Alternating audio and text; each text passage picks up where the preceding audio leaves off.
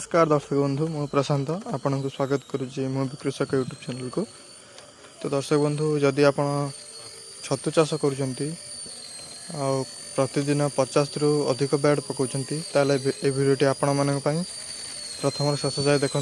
तो दर्शक बंधु आपन देखुचंती ए होची एक नड़ा कटा मशीन, ऑटोमेटिक नड़ा कटा मशीन। ये मशीन रे लगुच दुई साइड रे दुईटा मोटर लगुच आ ब्लेड लगुच दुई साइड रे। ये मशीन छण काटापी 3 जन आवश्यक।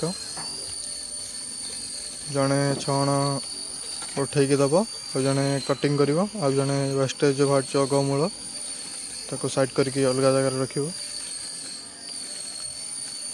तो दर्शक बंधु जो आप मैनुअली कटर काटिक छतु पकई पारे।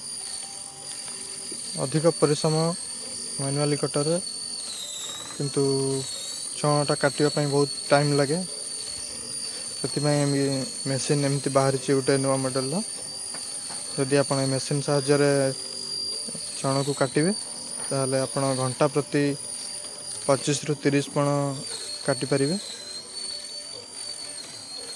अधिक काटी पारे। एक्सपीरियंस लोक हेले 35 पण पर्यंत भी घंटा को काटी होची। दर्शक बंधु मु आशा करुच्ची कि ये वीडियो आपड़ किसी शिखापी पाइबे। तार मो वीडियोटी को लाइक करंतु।